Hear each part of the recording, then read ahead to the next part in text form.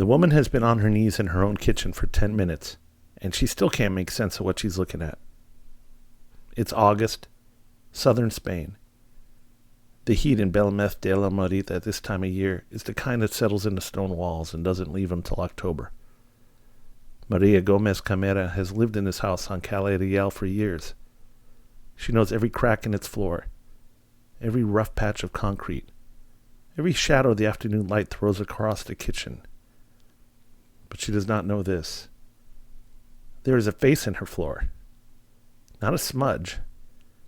Not a stain that sort of resembles something if you tilt your head and squint. A face.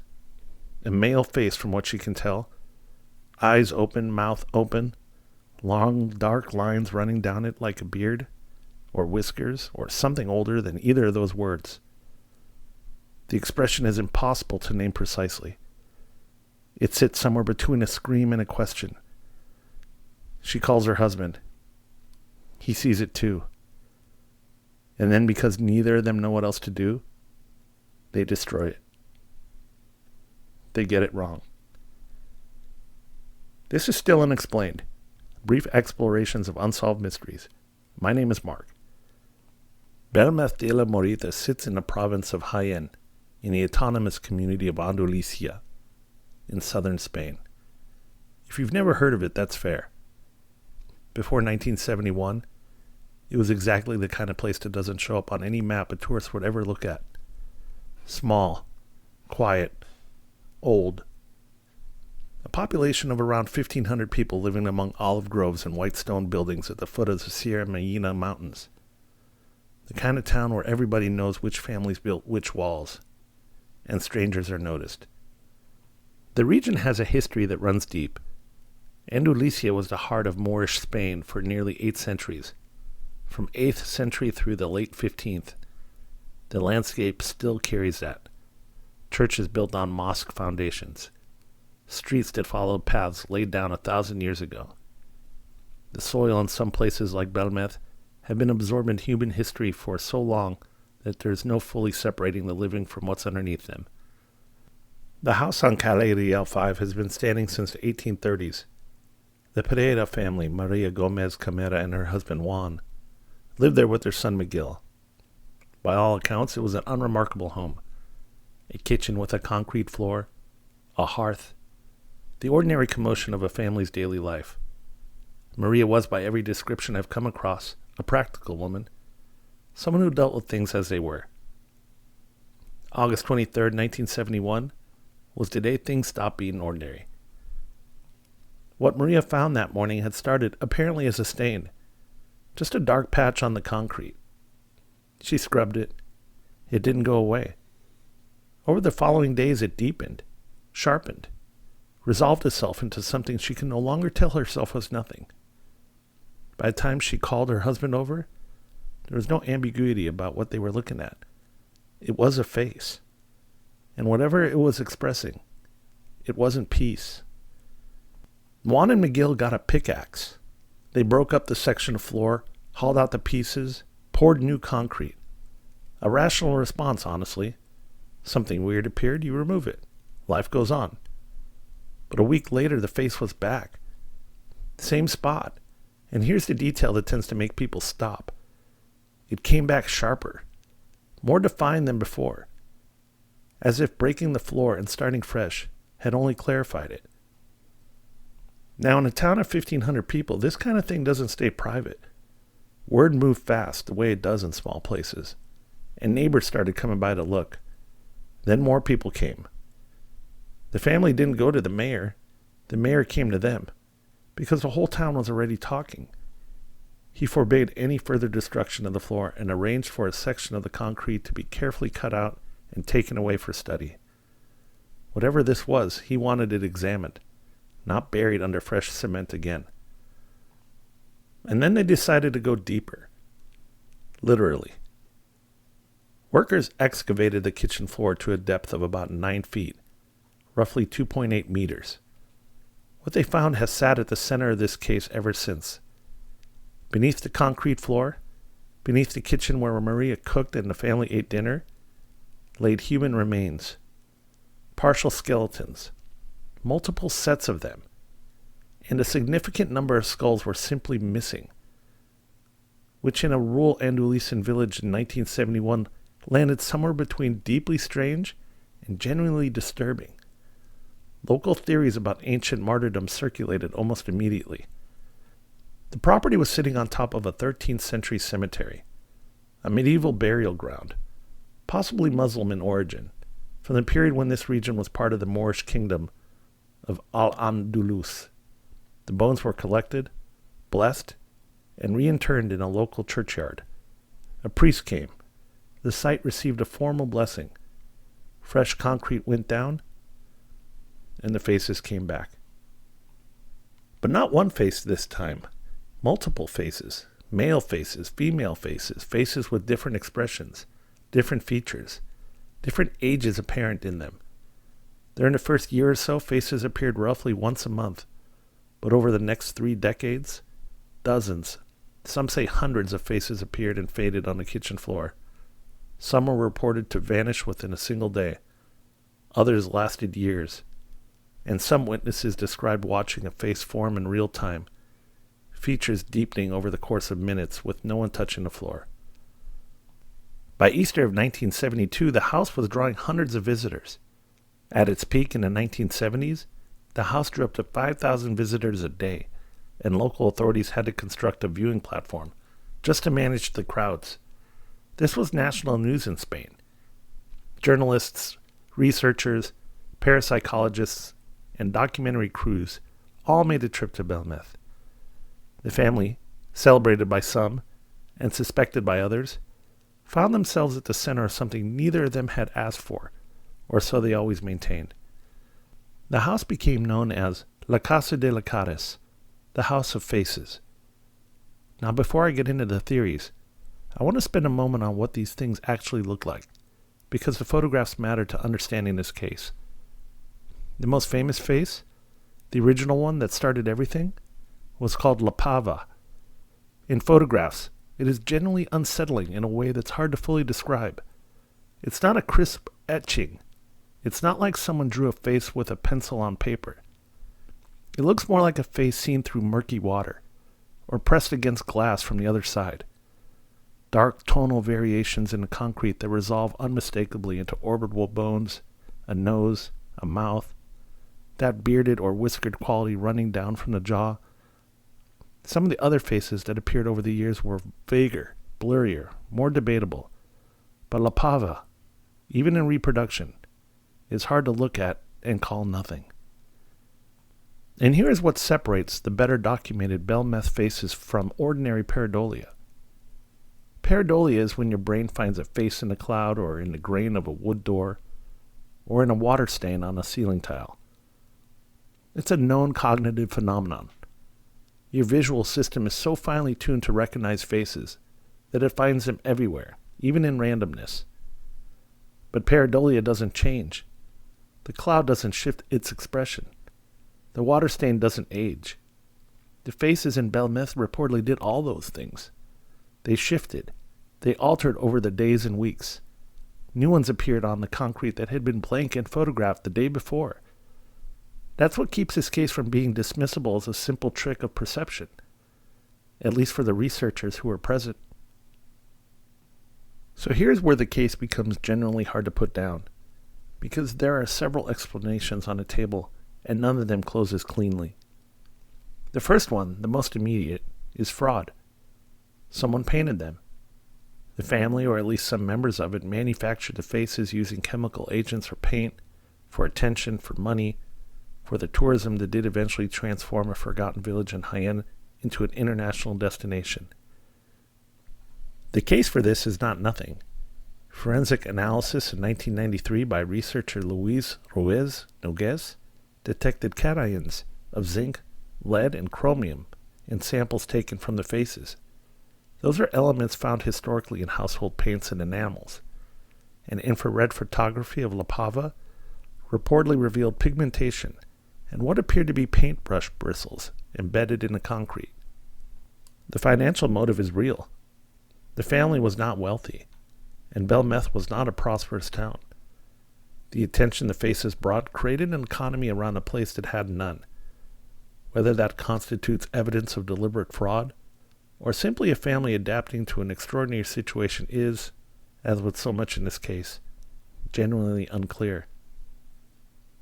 And then there's what happened after Maria died. Within a short time of her death in 2004, a new wave of faces appeared in a different house nearby, championed by a local psychic researcher. The Spanish newspaper El Mundo and a pair of investigative journalists named Javier Cabanillas and Francisco Manez debunked those quickly and fairly comprehensively in a book they titled, in rough translation, The Scoundrels of Bélmez. The method the later fakers apparently used was about as unimpressive as it gets, mopping the floor and letting it dry, then identifying the resulting random patterns as faces. Pure pareidolia, manufactured and pointed at. That episode damaged the reputation of the whole case, which is probably what the original skeptics had been waiting for. But here's where the fraud theory hits a wall that it can't fully get over. In 2014, the Spanish television program Cuarto Milenio commissioned a serious forensic investigation. Dr. Jose Javier Gracinia, a doctor in chemical engineering, examined samples from the original faces and concluded there was no evidence of traditional paint or external manipulation. His colleague, Luis Almacoz, a forensic criminologist, spent significant time attempting to replicate the faces using every chemical method investigators had ever proposed: silver nitrate, hydrochloric acid, sulfuric acid, concrete solvents, acid etching, and he could not do it. More specifically, he could not reproduce the way the images appeared to be embedded within the concrete matrix itself, rather than applied to its surface. A painted face sits on top of the material. These images, he said, seem to be part of it, continuous with it, in a way he had no mechanism to explain. He used a phrase, absolute bewilderment. So, one study found paint pigments. A later, more technically sophisticated study couldn't replicate the process even with modern tools and aggressive chemical methods. That's not resolution. That's the case getting harder the closer you look at it. The theory that formed the basis of the most rigorous investigation ever conducted at the site comes from what happened in 1973. Parapsychologists Hans Bender and Hermann de Ormuza proposed to eliminate the fraud question through a controlled experiment. They divided the kitchen floor into 33 sections, photographed each one in exhaustive detail, and then covered the entire surface with transparent plastic material. They sealed it with lacre, which is a wax. They lacquered the doors and the windows shut. A notary from the town nearby of Hulma witnessed and certified the entire process. When the seals were broken months later with the same notary present, the faces had changed. Existing images showed altered expressions. New faces had appeared on sections of the floor that had been blank when the seal went down. Bender's position was that this constituted genuine evidence of paranormal origin. The term he used was thoughtography, linked to a concept called telerija, the idea that a person could project psychic energy outward as a physical change in matter, without any conscious intention of doing so. Which leads to a theory I find genuinely compelling, even if I can't fully defend it. Multiple witnesses across decades reported that the faces in the kitchen seemed to reflect Maria's emotional state. When she was in grief, the faces appeared to weep or distort. When she was calm, they were calmer. And as she aged over 30 years, some researchers noted that the faces appeared to age with her.